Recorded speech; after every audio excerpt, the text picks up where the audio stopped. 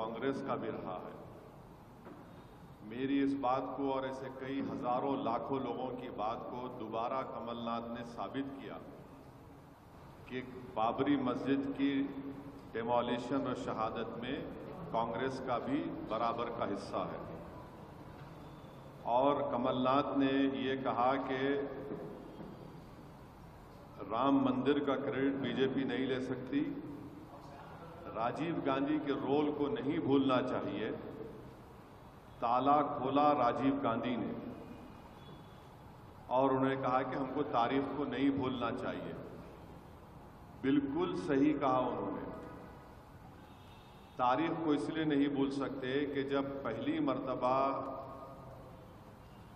बाबरी मस्जिद के अंदर रात के अंधेरे में चोरों की तरह मस्जिद के अंदर जाकर उसमें आइडल्स को रखे गए थे मिंबर नबवी पर सल्लल्लाहु अलैहि वसल्लम पर, उस वक्त किसकी सरकार थी उत्तर प्रदेश में? कांग्रेस की थी। मुख्यमंत्री कौन था? जीबी पंत साहब थे। फिर उसके बाद मुसलमानों से मस्जिद को बंद कर दिया गया और पूजा की इजाज़त दी गई। उस वक्त भी देश में और उत्तर प्रदेश में कांग्रेस की सरकार थी। फिर मामला बड़ा ताले खोलने का, तो ये बात बिल्कुल सच है। राजीव गांधी के ही ज़माने में बाबरी मस्जिद के ताले धोखा देकर खोले गए और उस ज़माने में मुस्लिम पक्ष को बुलाया तक नहीं गया और जज साहब ने 25 या 30 पेज का ऑर्डर 5 मिनट में दे दिया।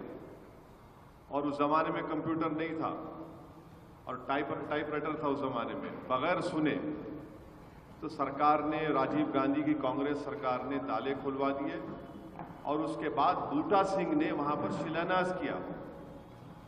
तो ये बात कमलनाथ ने साबित कर दिया कि बाबरी मस्जिद को जो छीना गया है उसमें बराबर का रोल कांग्रेस पार्टी का बीजेपी आरएसएस के साथ रहा है।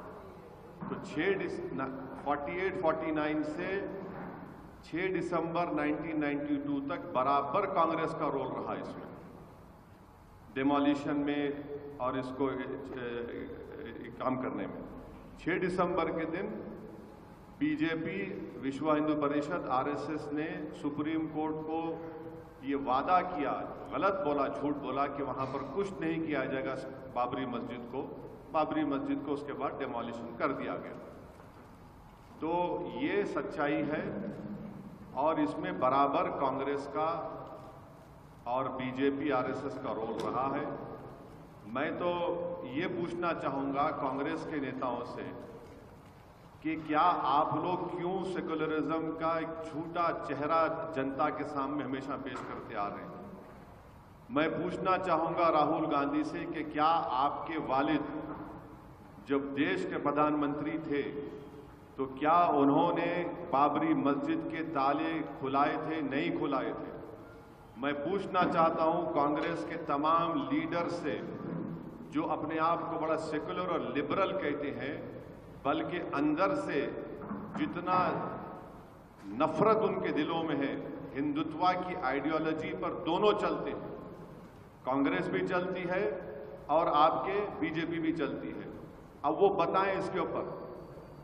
ये सच्चाई है। कमलनाथ जो कह रहे हैं वो बिल्कुल सच कह रहे हैं, वही असली कांग्रेस का चेहरा है।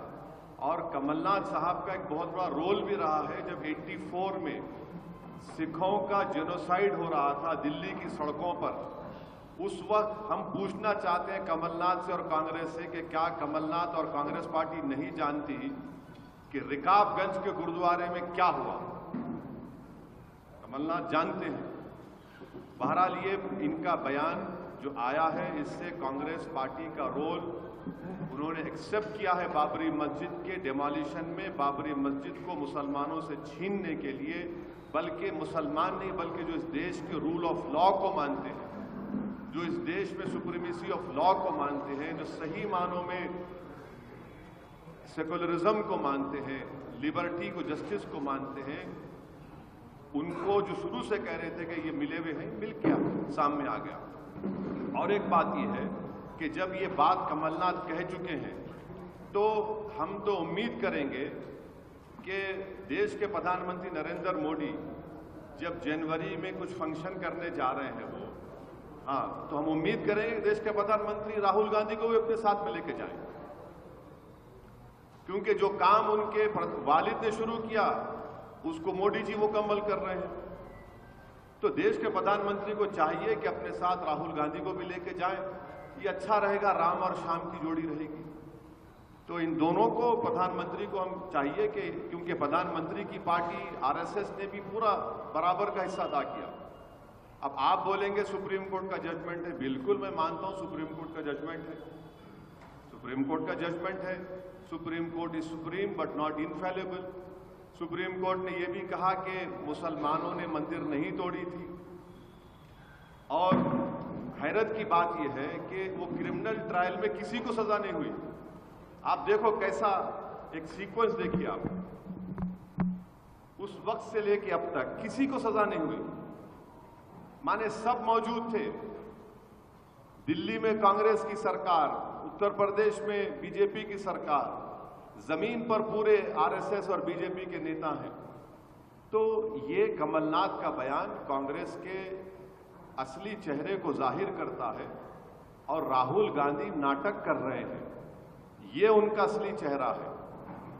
तो राहुल गांधी और नरेंद्र मोदी को चाहिए कि राहुल को भी साथ ले लें, दोनों साथ लेकर जाएं। भाई आपने तो हमसे छीन लिया,